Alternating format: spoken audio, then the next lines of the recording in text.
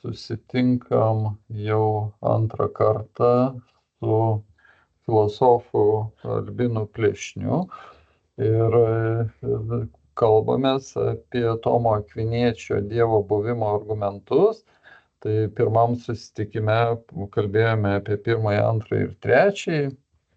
Ir dabar pratęsime šias diskusijas, nes liko dar kai ką aptarti ir taip pat pakalbėsim apie ketvirtąjį ir penktąjį Dievo buvimo argumentus. Tai tada gerai. Tai yra kosmologiniai argumentai ir jau minėjom, kodėl jie taip pavadinti. Dabar klausimas dėl trečiojo, pirmiausia dėl trečiojo argumento, paskui gal apie visus kartu, apie tuos pagrindus bendrus, ar prielaidas bendras visų trijų argumentų. Dabar klausimas, gerai, trečiasis argumentas buvo pavadintas galimybės ir būtinybės argumentas, tai yra, jeigu visi daiktai, na, grubiai tariant, jeigu visi buviniai, ar ne, taip reikėtų sakyti, ne tik daiktai, visi buviniai gali būti ir negali būti, tai vis tiek kažkurio metu ateis laikas, kai jie nebus, nes jeigu jie ir gali būti ir negali būti, tai jie yra baigtiniai. Ir čia man tokie iškyla egzistenciniai reikalai ir sąsajos su Heideggeriu ir kitais egzistencialistais.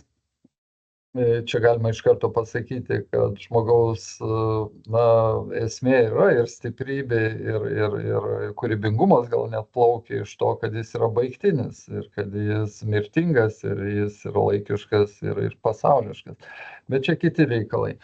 Grįžtant prie Tomo Akviniečio, tai jeigu visi buviniai gali būti ir negali būti, tai ateina momentas, kai jie nebūna ir kai galiausiai ateina momentas, kai nieko nebūna, o jeigu taip, tai ir dabar turėtų nieko nebūti, jeigu ne ta pirmoji priežastis, kuri verčia kažką būti. Tai ar teisingai aš interpretuoju? Taip, iš tikrųjų teisingai, taip ir yra. Na ir dabar galima sakyti, kad šitie trys kosmologiniai Dievo buvimo įrodymai, jie iš tikrųjų yra metafiziniai ir remiasi metafizikos mokslo. Kad metafizika yra mokslas, tai gal čia jau būtų vėl atskira tema, iš tikrųjų taip yra, dėl to, kad jos teiginiai gali būti įvertinti teisingumo ir klaidingumo kriterijais, tai yra tas padaryti įmanoma. Dabar vis tik tai mums, 21 amžiaus žmonėms, metafizika yra kažkaip tai toksai daugmaž tamsus dalykas. Taip. Ir dėl to labiau mums patiktų fizikinis pagrindimas tų dalykų, kurie metafizikoje puikiausiai yra pagrindžiami. Tai dabar šitie kosmologiniai Dievo buvimo įrodymai šiais laikais pasirodo jų įvairiausių modifikacijų, tačiau turbūt, kad viena iš tokių modifikacijų įdomesnių yra pasiūlyta Viljamo Kraigo, kuris suformuluoja tokį silogizmą. Visa, kas pradeda egzistuoti, turi priežastį. Visata pradėjo egzistuoti, todėl visata turėjo priežastį. Tokiu būdu, jeigu mes įrodysime, kad premisos yra teisingos, išvada privalo būti teisinga, nes silogizmas taisyklingas. Kraigas samprotauja taip, jeigu visata turi priežastį, tai egzistuoja be priežasties esantis asmuo kūrėjas, kuris egzistuoja už visatos, neturi pradžios, nekintantis, nematerialus ir panašiai. Kad visata turi priežastį, kadangi visata turi priežastį, tai toks yra kūrėjas. Pirmoji prielaida visa, kas pradeda egzistuoti, turi priežastį, neabejotinai teisinga, nes niekas iš nieko neatsiranda. Tai rodo kasdieninis patyrimas ir moksliniai įrodinėjimai. Kitaip tariant, modernioji indukcija šitą atveju galioja. Kažkiek tai. Tačiau ar teisinga antroji prielaida, ar kad visata pradėjo egzistuoti, ar jinai teisinga? Šią prielaidą reikia pabandyti patvirtinti. Ta prielaida patvirtina tas vadinamas žvaigždžių raudonasis poslinkis. Na, jeigu kas su fizika nesusipažinęs, galima labai trumpai paaiškinti, kad jeigu nuo mūsų juda kūnas, tai galim imti garsą tiesiog. Nuo mūsų juda traukinys, tai mes girdime, kad jo švilpukas yra žemesnio garso. Dabar jeigu jisai juda į mus, tai garsas bus aukštesnio tono. Dėl to, kad bangos, jos šitą, galima sakyti, per tą patį laiko tarpą daugiau jų ateina į mūsų ausis, jeigu į mus juda. Ir jeigu nuo mūsų juda, mažiau ateina. Taip, tas pats tinka ir su šviesa, taip vadinamas Doplerio efektas čia yra, kurį 19 amžiaus viduryje aprašė austrų matematikas ir fizikas Kristianas Dopleris. Dabar nuo mūsų tolstančios žvaigždės pasislenka į raudonų bangų pusę, o tos, kurios artėja, į violetinę.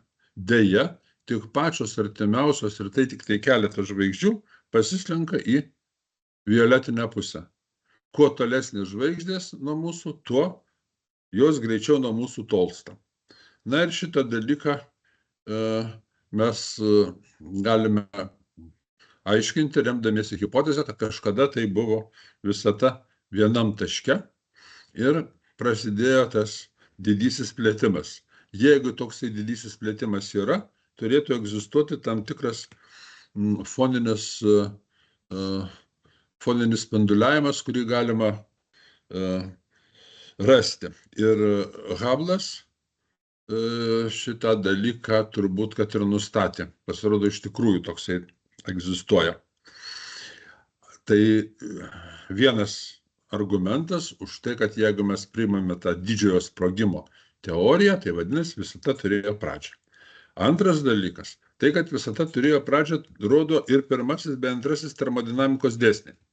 Pirmasis termodinamikos dėsnis teigia, kad uždaros termodinaminės sistemos energija yra pastovus dydis, o jeigu sistema yra neuždara, tai jos vidinės energijos pokytis yra gauto šilumos kiekio ir išorinių jėgų atlikto darbo sumai.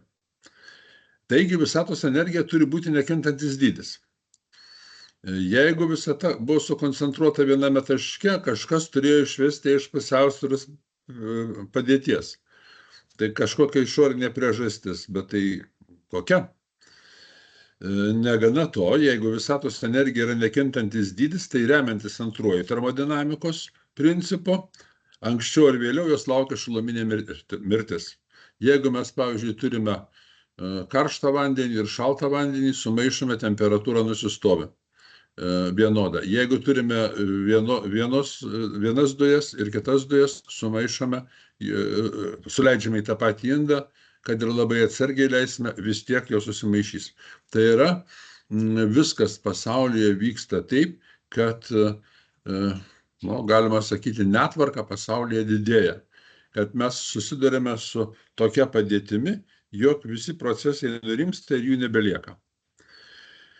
Antrasis termodėsnis teigia, kad šiluma pati savaime sklinda tik iš karštesnių kūnų į šaltesnius, o vidinė energija savaime negali virsti mechaninę energiją. Čia į Clausius tą dėsnį suformulavo. Taigi, jeigu visata būtų amžina, jos energija būtų pusiausvyra ir jokių procesų nebebūtų. Bet jie yra, šviečia saulė, žvaigždės yra, irgi šviečia, žemėje gyvybė irgi yra. Tai vadinasi, visata turėjo turėti pradžią. Galbūt po daugybės milijardų metų bus tai kaip termodinamikos dėsnis, sako, bet kol kas tai nėra. Vadinasi, teisinga ir antroji prielaida. Visata pradėjo egzistuoti. Tai rodo fizika. Ir iš čia Kraigo argumentas, visata turėjo priežastį. Taip įrodinėja Kraigas, toksai yra šiuolaikinis galbūt variantas. Kosmologija argumentą, aišku, kritikavo Kantas.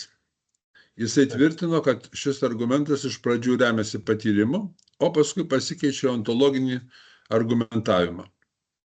Kaip ten Kantas tą ontologizmą įžvelgia? Kantas sako, kad mes pasiremdami realiu pasauliu įrodome reikalingumą būtinos būtybės, o iš jos kaip būtinos būtybės reikalingumo išvedame Dievo realumą. O tai ir yra ontologizmas, jo nuomonė. Kita vertus, Kantas sako, kad mums daiktai yra nepažinus. Iš tikrųjų, mes galime sužinoti tik tai būdą, kaip mes daiktus pažįstame. Tai transcendentalinė Kanto filosofija. Galima įsivaizduoti, pasiūlyti tokį daugmaž dalyką. Pavyzdžiui, sakysime, mes turime televizorių, jame matome vaizdus, vyksta veiksmas, o kas ateina? Kas ateina į anteną? Į anteną ateina elektromagnetinių virpesių sistema. Ir jinai transformuojama yra televizoriaus specialios sistemos į vaizdus. Galima įsivaizduoti, kad mūsų galva irgi transformuoja viską, kas pas mus ateina į pasaulį. O kas ten ateina? Niekas negali pasakyti. Kantas sako, šitą mes negalim pasakyti. Nu, čia truputį, žinoma, suvulgarino aš Kanto požiūrį, bet tai yra taip. Todėl iš patyrimo negalima daryti išvadų apie tikrovę. Taip pat ir apie Dievo realų buvimą, sako Kantas. Čia klausimas, kiek šitie argumentai paremti patyrimu. Ar juk mes sakėm, kad tai daugiau vis tik loginiai argumentai. Nu, patyrimu jie paremti ir tais pėdsakais. Jie yra paremti iš tikrųjų. Bet nu, žodžiu, mes nuo padarinių vis tiek judam prie priežasčių. Ir mes vis tiek darom prielaidą, kad pasaulis yra, nebejotina. Akivaizdumą turim, kad pasaulis yra. Tai žinoma, taip. Tik abejoja. Čia Pirsas aiškino, pavyzdžiui, sakysim, tokį dalyką, kad gali filosofas mąstyti, ar pasaulis yra, ar nėra, ir be mąstydamas trenktis galvą į šitą telegrafo stulpą ir nuvirsti. Tai tada supras, kad pasaulis yra ir kad jo mąstymas tuščias. Na ir dabar kitas dalykas, Kantas nepripažįsta priežastingumo objektyvumo. Kantas priežastingumą priskiria prie a priori intelekto formų. Tai yra mūsų pačių sugalvotas dalykas. Nu, jei tokiu atveju, jeigu taip. A priorinis sintetinis sprendinys apie priežastingumą. Taip, visiškai taip. Ir tokiu būdu mes gauname, kad šitą pereiname prie ontologizmo. Pereinam prie to, kas buvo pasakyta Anzelmo Kerberiečio. Bet tai yra klaida. Priežastingumo dėsnis ne tik taip patyrimo srityje galioja. Na, bet tai Kantas sako, kad jį iš snaudulio pažadino Hjumas. Na, mes žinome, kad Hjumas priežastingumu tai abejojo labai jau akivaizdžiai, bet tada jo išvados gana tokios keistos gaunasi. Jeigu mes atmetam priežastingumo dėsnį, tai galiausiai mes atmetame visą savo elgesio paaiškinimą. Galimybę paaiškinti. Taip, galimybę paaiškinti mes visiškai atmetame. Hjumui tai nei šilta, nei šalta, dėl to jisai sako, nu tai taip sako, mes ir negalim paaiškinti. Tai va čia šitą trumpai, kaip tie kosmologiniai Dievo buvimo įrodymai aiškinami remiantis fiziką, o ne metafiziką jau. Bet pilnai pakanka metafizikos. Fizika tai yra daugiau mūsų šitam laikmečiai. Tai čia puikiai pailiustravot, kad jie dar vis aktualūs, šitie kosmologiniai argumentai, ir be to ačiū už Kanto kritikos komentarą, Kanto kritikos, kurią jis išdėstė grynojo proto kritikoje. Tai aš čia dar noriu truputį porą dar pastabų turiu. Tai visų pirma, Tomas Akvinietis, kaip minėta, rėmėsi ne tik tai Platonu, Aristoteliu ir kitais vakarų mąstytojais, bet ir arabų mąstytojais. Tie arabų mąstytojai tokiu stebėtinu būdu atėjo, gal nereiktų sakyti sugrįžo, bet atėjo, nes jie nebuvo niekada, atėjo į tą vakarų mąstymo apyvartą. Matyt, čia kryžiaus žygiai prisidėjo prie to. Ir apskritai tas didesnis bendradarbiavimas, komunikavimas įvairiom formom. Ir Kordobos kalifato žlugimas. Rekonkista. Ispanijos dalyje Ispanijos ilgus šimtmečius buvo arabų kalifatas. Beveik visoje Ispanijoje, išskyrus ten keletą mažyčių teritorijų. Taip. Ir žinoma, tas arabų pasaulis buvo greta visai. Ir žinoma, tas irgi turėjo įtakos, bet čia gal net galima vieno pasakyti faktą, kad turbūt pirmasis universitetas pasaulio, jeigu jo nelaikysime Platono akademijos, tai juk buvo įsteigtas arabų pasaulyje, aš turiu omeny Maroko universitetą. Jis ten 9 šimtmetyje įsteigtas, Feso mieste 859 metais turbūt. Tai išties arabų pasaulis turi ir arabų pasaulis turi kuo pasigirti, bet aš nebaigiau minties, Tomas Akvinietis be skrupulų pasitelkė ir Avinceną, ir Maimonidą, ir jam puikiai tarnauja kaip argumentai, kuriuos jis gali toliau plėtoti. Tai būtent tam, kalbant apie veikiančiosios priežasties argumentą, Tomas Akvinietis apeliuoja į Avinceną, o kalbėdamas apie galimybės ir būtinybės tą argumentą, jis apeliuoja į Maimonidą. Tai aš tik čia noriu atkreipti dėmesį, kad Tomas Akvinietis labai parankus, kalbant apie įvairius ryšius, apie ir puikus yra pavyzdys, kaip mąstymas neturi sienų. Ir išties puikus to pavyzdys. Tai, bet dar paskutinį akcentą norėjau, kalbant apie tuos kosmologinius argumentus, minėjom, kad čia yra dvi tokios stambios prielaidos, jos ateina iš Platono ir Aristotelio, žinoma, ir per tarpininkus minėtus arabus. Tai tos pirmosios, žodžiu, tai, kad turi būti pirmoji priežastis, tai viena prielaida, ir tai, kad sakėm, kad niekas negali būti savo priežastimi. Tai dabar klausimas toks, ar tai galima traktuoti, tas prielaidas, ar tai galima traktuoti moksle kaip dėsnius, ar tai vis tik turi tik prielaidų statusą? Matot, ne. Šitą metafizikoje pačioje yra 5 dėsniai.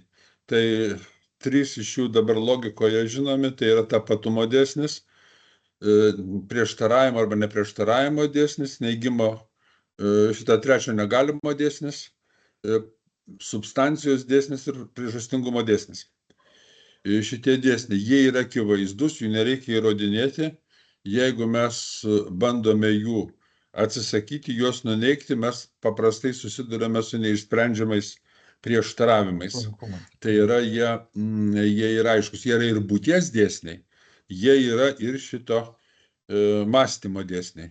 Nu, pavyzdžiui, čia vėlgi, jeigu į šoną nubėgant, toksai Meinongas, kada jisai aiškino, ar teiginiai apie neegzistuojančius objektus gali būti teisingi, jisai sakė, užtenka, kad jie subsistuotų. Tai tada Kvainas tiesiai šviesiai jo paklausė, o tai koks tapatumo kriterijus, kuo vienas aukso kalnas, pavyzdžiui, menamas skiriasi nuo kito aukso kalno. Ir matome, kaip tapatumo dėsnis iš karto jisai mums duoda tokį dalyką, kad jeigu mes norim pagrysti egzistenciją, mes privalome tos dėsnius taikyti. Tai čia šitie dėsniai, jie yra iš tikrųjų, kaip savaime suprantame, jų įrodyti nereikia. Ir iš viso mokslas visada remiasi tam tikrais neįrodomais pagrindais, aksiomomis, pradedant jau nuo Euklido. Nu taip, bet žinom, kad yra ne tik Euklido geometrija, yra ir Rimono, ir Lobačevskio, ir kitais pagrindais pagrįstas geometrijos. Taip, tai ten 5 postulatas pakeistas, taip, bet jisai vis tiek yra kitaip suformuluotas, bet jis yra. Mes tada gauname kitokį variantą. Nu taip, bet vis tiek kažko pagrįsta. Taip. Nu gerai, tai gal galim pajudėti ir prie 4 argumento, tai skirtingų laipsnių argumentas. Taip. Tai 4 Dievo buvimo įrodymas remiasi daiktuose aptinkamų laipsniavimų. Būtybių tarpe vienos yra mažiau ar labiau geros, teisingesnės ar tauresnės ir panašiai. Tačiau labiau ar mažiau priskiriama skirtingiems daiktams, atsižvelgiant į tai, kiek jie skirtingai primena kažką tai didžiausio, panašiai kaip apie daiktą sakoma, kad jisai karštesnis priklausomai nuo to, kas yra artimas karščiausiai. Tai yra kažkas pats teisingiausias, geriausias, tauriausias ir panašiai. Tai iš pirmo žvilgsnio atrodo, kad Tomas Akvinietis nori pasakyti, kad mes aptinkame esybės pasižymančias skirtingų tobulumu. Tobulesnis yra tas daiktas, kuris labiau atitinka tobulumo idealą, kuriuo yra Dievas. Jeigu Tomas Akvinietis taip aiškintų, galėtume jam paprieštarauti, sakydami, kad idealas, su kuriuo lyginame būtybės tobulumą, yra mūsų proto sąvoka. Tačiau remdamėsi proto sąvoką negalime spręsti, jog tas idealas realiai yra. Tomas Akvinietis samprotauja kitaip. Pasaulyje susidurime su skirtingo tobulumo esybėmis. Viena esybė yra gražesnė už kitą, kita išmintingesnė, galingesnė ir panašiai. Na ir kaip ten bebūtų, visų būtybių tobulumas yra ribotas. Kad ir koks būtų tobulumas, pats savaime neturi ribų. Tobulumo sąvoka ribų neturi. Jei būtybė turėtų tobulumą pati iš savęs, tai jos tobulumas būtų neribotas, bet jis yra ribotas. Todėl būtybė tobulumą turi ne iš savęs, o iš kito. Tobulumą suteikusi esybė jį turi iš savęs arba iš kito. Iš kito gauto tobulumo eilė vėlgi negali būti begalinė. Todėl turi būti priežastis, kuri tobulumą turi iš savęs. Tuo pačiu turi jį pilną ir nepribotą. Todėl riboti tobulumai rodo, jog yra be galo tobula esybė ir jinai yra Dievas. Taigi, remiamasi tuo, kad tobulumas yra visų būtybių ribotas. Jeigu jisai yra ribotas, vadinasi, jisai gautas iš kažkur kitur. Nes jeigu jisai būtų iš pačios būtybės, jisai būtų neribotas. Daug mažai. Taip, tai čia galima priminti, kad Tomas Akvinietis irgi nėra labai originalus, iš remiasi Platono, Augustino, Anselmo Kenterberiečio argumentais, taip pat čia ir neoplatonika iškyla. Žodžiu, tai visa tokia mąstymo tradicija. Bet kas dar man krenta į akis, tai žinoma jau nebe kosmologinis argumentas, čia apskritai eina kalba ne apie kažkokius netgi realiai egzistuoja, gal mažiau apie realiai egzistuojančius dalykus, daugiau apie vertybinius dalykus, kaip dabar politikai dažnai vartoja tą žodį. Tai ir apie etinius dalykus, tai yra apie tai, kas gera ir kas tobulai gera, kas mažiau gera. Nu, čia kaip vienas iš pavyzdžių.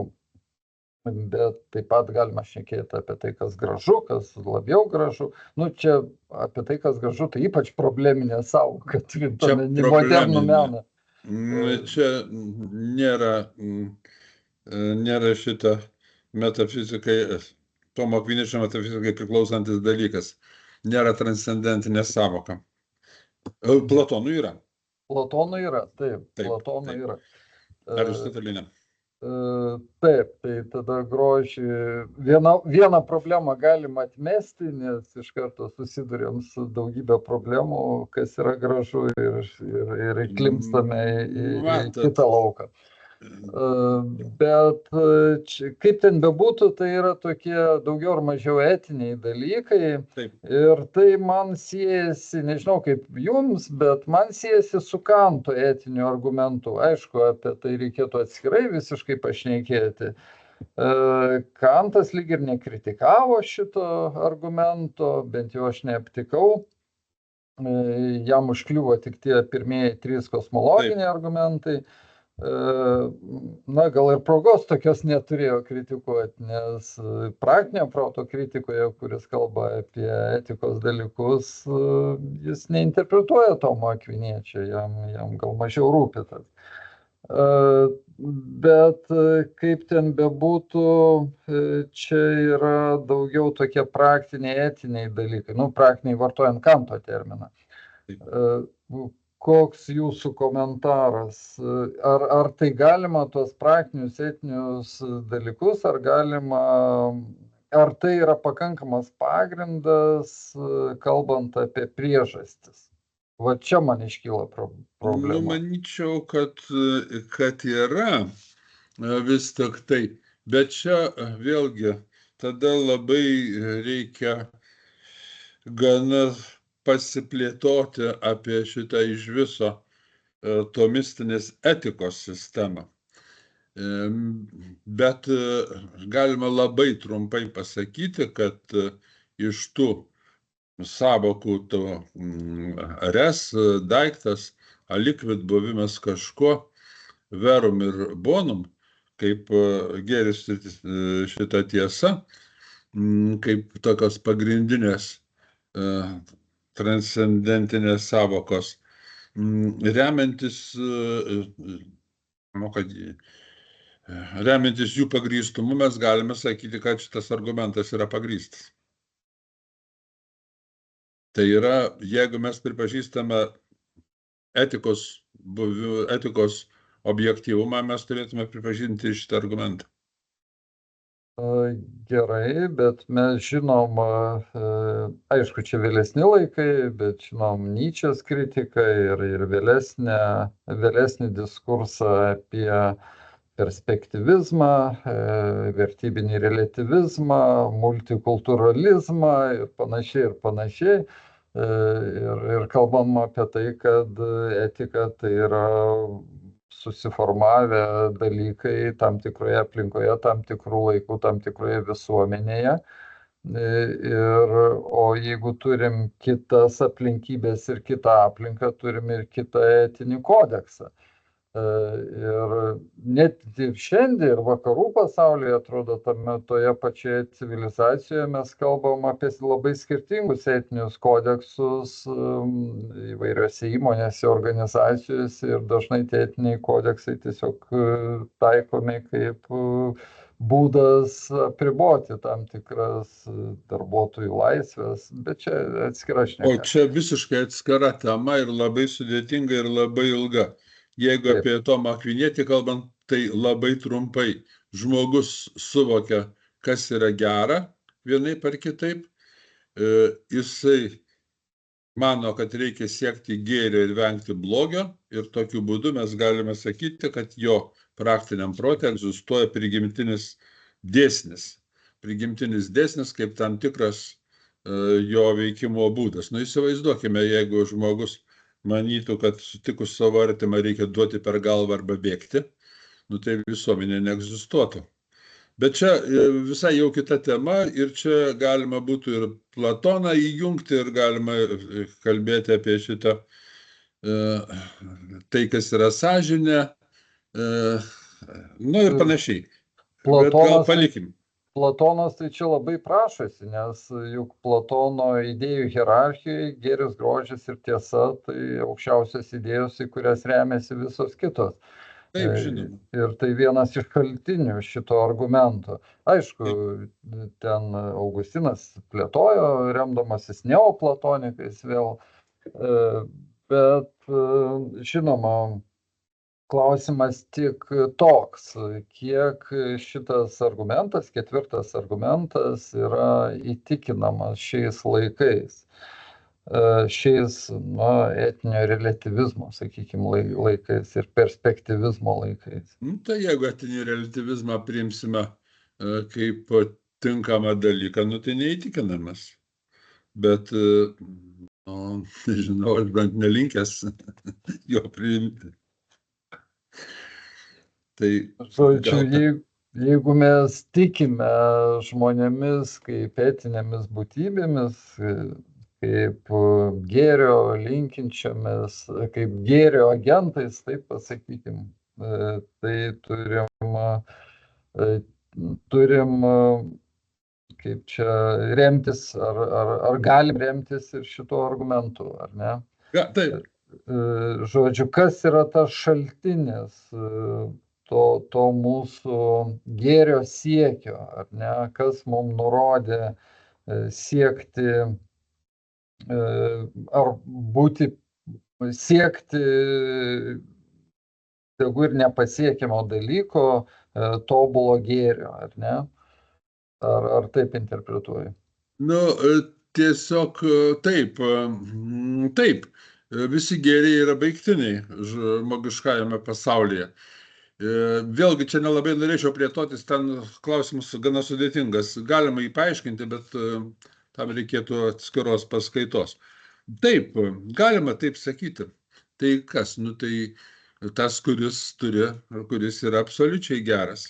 Ir dargi reikia pasakyti, čia vėlgi prisimenant Wittgensteiną, jo ginčą su Šliku, tai kada Šlikas sakė, kad Dievas visada elgėsi gerai, elgėsi tai, kas yra gera. Ir šitas variantas jo nuomonė yra brandesnis už variantą, kad tai, ko nori Dievas, yra gera. Vienas dalykas, Dievas nori to, kas yra gera. Šlikas sako, čia geresnis variantas. Antras variantas, tai, ko nori Dievas, yra gera. Antras variantas. Wittgensteinas sako, kad toli gražu ne. Būtent tai, ko nori Dievas, yra gera. O ne Dievas nori to, kas yra gera. Man čia truputį siejasi, nenorom peršasi mintis apie blogį pasaulyje ir apie kaltinimą Dievo kaip blogio priežasties, ar bent jau kaip būtybės, kuri leidžia blogį, bet tai visai atskira tema. Atskira tema. Didelė, taip, ir plati tema, ir apie tai galima atskirai pašnekėti. Tai galbūt tada pereikim prie penktojo argumento, tai jis ten vadinasi daiktų valdymo, galbūt, bet čia netikslus pavadinimas, bet yra ir kitas teleologinis pavadinimas to penktojo argumento ir įrodymo. Tai prašau, Albinai. Tai penktas kelias, kaip sako Tomas Akvinietis, paimtas iš pasaulio valdymo. Matome, kad neturintys proto daiktai, natūralūs kūnai veikia tikslingai ir tai aišku iš to, kad jie visada ir beveik visada veikia tuo pačiu būdu, gaunant geriausią rezultatą. Todėl aišku, kad neatsitiktinai, o tikslingai jie pasiekia savąjį tikslą. Tačiau visa, kas neturi proto, negali judėti link tikslo, jeigu jo nenukreiptų koks nors protingas ir žinantis veikėjas. panašiai kaip strėlė pataiko į taikinį, tik nukreipta lankininko. Taigi egzistuoja kažkokia protinga būtybė, kurios dėka visi natūralūs daiktai nukreipiami į jų tikslą ir tą būtybę vadiname Dievu. Tai yra tikslo priežastimi. Šitas argumentas jau jisai remiasi neveikiančiąją priežastimi, o tikslo priežastimi. Ir reikia pasakyti, kad turbūt šitas argumentas iš tikrųjų vienas yra iš pačių seniausių. Turbūt, kad dar Anaksagoras sakė, kad pasaulyje privalo būti pasaulio pagrindas protingas, tas protas. Taip pat, jeigu imsime šitą Platoną, vėlgi, ir Timajaus, bent jau Timajaus dialogą, ne vien, tik tai ten yra kitų dialogų, jisai sako, kad šitas tikslingas ir šitas protingas pasaulis, jisai turėtų būti geriausio kūrėjo Demiurgo kūrinys, kuris Demiurgas ir visus dievus sukuria dar priedo. Na ir tai, kas yra juntama ir tai, kas yra šita liečiama, tas privalo turėti priežastį ir ta protinga priežastis yra Demiurgas. Tai čia mes galim eiti beveik per visą, nuo Anaksagoro tai tikrai, per visą filosofiją ir matysime, kad šitas argumentas jisai yra neblogai žinomas. Jis irgi gali būti nuo metafizikos pervestas į gamtos mokslus. Tai pirmiausias dalykas, pasaulyje gamtos visi dėsniai yra labai tiksliai pasaulyje ir sudėtingi. Jeigu jie būtų kitokie negu kad yra, pasaulis neegzistuotų. Pavyzdžiui, visuotinės traukos dėsnis, jisai yra atvirkščiai proporcingas, trauka atvirkščiai proporcinga atstumo tarp objektų kvadratui. Jeigu būtų kitaip, nebūtų stacionarių planetų orbitų. Dabar mes žinome iš specialios reliatyvumo teorijos impulso tvermės dėsnio šito aiškinimo E lygu mc kvadratui. Jeigu būtų kitaip, nebūtų žvaigždžių. Ir taip toliau mes galime, jeigu Planko konstanta būtų kitokia, šviesos greitis būtų kitoks, vėlgi mes neturėtume tokių procesų, kur yra.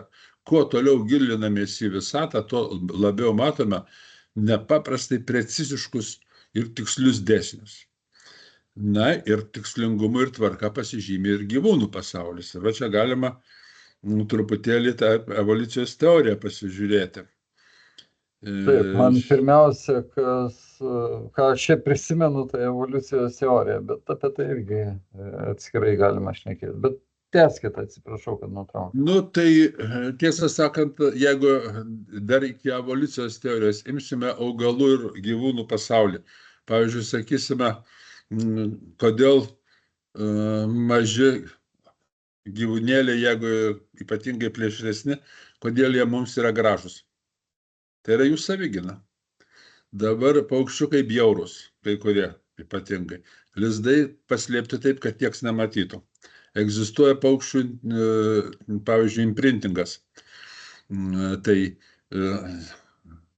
viščiukai seka pagal pirmąjį daiktą, kurį pamato judantį. Dažniausiai tai būna višta. Bet tai gali būti ir kamuolys, ir gali būti žmogus. Su ančiukais kitaip, reikia, kad kreksėtų tas objektas. Tai yra pasaulyje tvarka, yra apsigynimo pozos. Pavyzdžiui, šuva, jeigu jisai jau pralaimi arba jisai pasidavimo pozą parodo ir tada agresija dingsta. Tai yra visam pasaulyje mes matome gyvūnų ir augalų pasaulyje nepaprastai šitą tokį darnų ir tikslingą veikimą. Dabar jeigu apie biologinę evoliuciją kalbant, tai paprastai biologinė evoliucija suprantama kaip medžiagos saviorganizacija. Iki tokio laipsnio, kad būtų įmanoma gyvybė. Jinai šita cheminė saviorganizacija turi paaiškinti amino rūgščių ir polipeptidų, tokių junginių, daugiau negu 20 alfa amino rūgščių junginių grandinių, ir baltymų susidarimą bei atsigaminančių užkoduotų DNR ir RNR molekulių atsiradimą gyvose ląstelėse. Tačiau taip, jeigu mes imsime laboratorinės sąlygas, tai per tam tikrą dujų mišinį sudarytą iš vandens garų, metano, azoto, amoniako ir anglies dvideginio, galima gauti amino rūgštis ir peptidus. Tos reakcijos yra grįžtamos, aišku, ir jeigu bus netinkama koncentracija vandens, deja, visa tai, kas susidaro, jis iš karto išnyks. Pirminis vandenynas yra visiškai neįmanoma terpė tokiom reakcijoms vykti.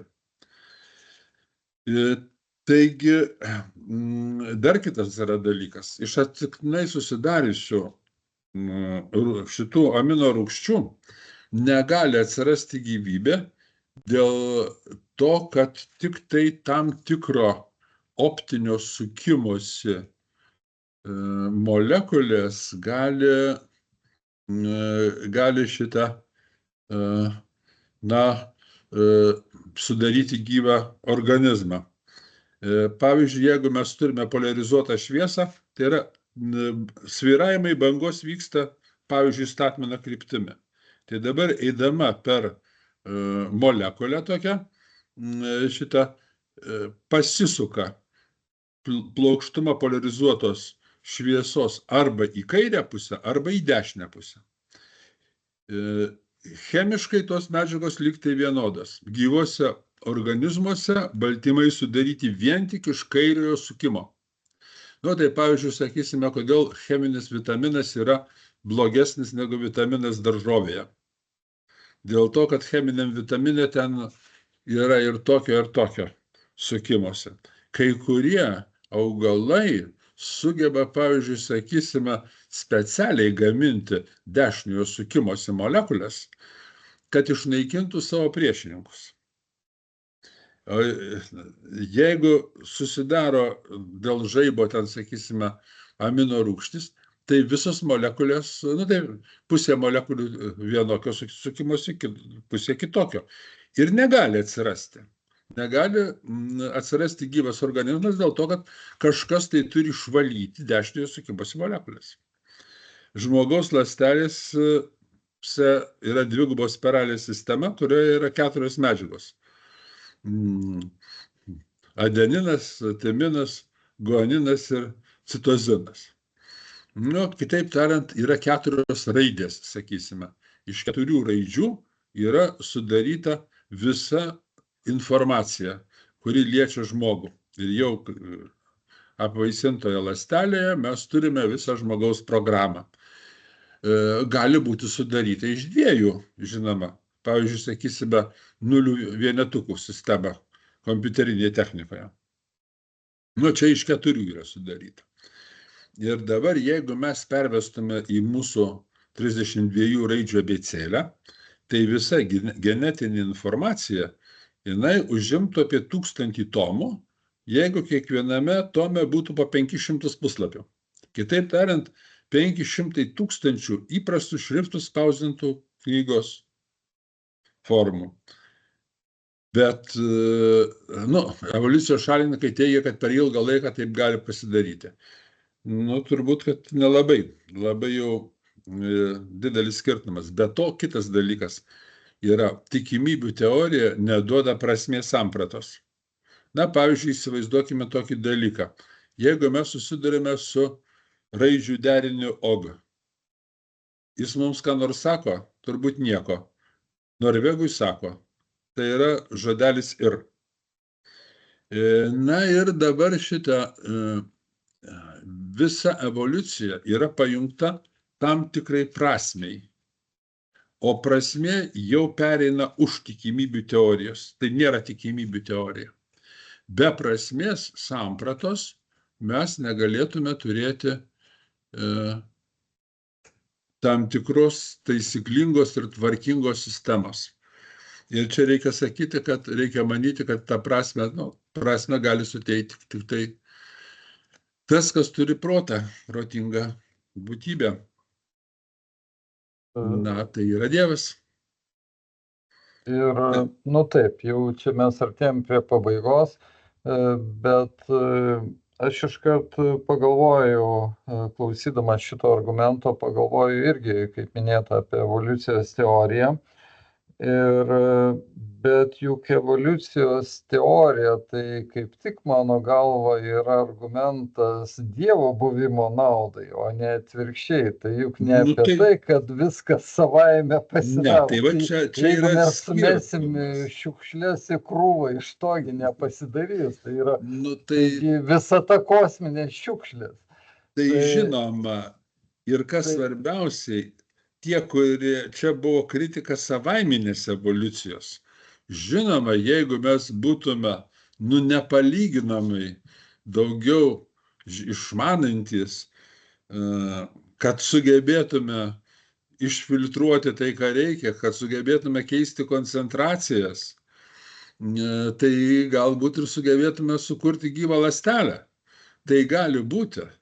Nu, bet reikia pasakyti, kad čia, nu, ne kol mūsų kas nosiai. ne žmogaus protui. Taip. Ne žmogaus protui šitie dalykai yra iš Jau tie tikrųjų. uždaviniai. Taip, Ir nepaisant to, kad dirbtinis intelektas žmogaus protui. Nu, bet taip, taip. Nu, tai tiesą sakant, ir Biblijoje mes galim sakyti, galėjo būti parašyta, kad va Dievas iš karto viską sukuria. Bet ne, ten taip, duotos 6 dienos. palaipsniui, 6 periodais. Taip, per 6 dienas. Nu, taip, Nu, tai va čia ko 7 gero. Ilsėjus. Tai pirmykščiai, nu, žmogui, kuris dar buvo turbūt menkiau išsilavinęs negu mokslė, aš turiu galvoj. Šiaip tai protas žmogaus buvo gana lankstus ir anais laikais. Tai jam tos 6 dienos kažką sakė, bet jeigu jam būtų pradėta kalbėti apie cirališkumą ir šitos polarizuotos šviesos sukimą į vieną į kitą pusę, tai aš nemanau, kad jisai kažką būtų ten supratęs. Taip, bet apskritai aš noriu pabaigti šitą susitikimą tą mintim, kad nežinau, kas pasakė, ar ne Blezas Paskalis, kad mažai mokslo atitolina nuo Dievo, o daug mokslo priartina. Bet va tas 5. argumentas man ypač patinka ir jis ypač toks imlus ir artimas šiuolaikiniai mokslo kalbai, kaip jūs puikiai pailiustravot, Albinai. Tai ačiū už susitikimą ir tikiuosi dar susitiksim, o temas aptarsim. Tai tada sakau sudie ir iki kito karto. Iki.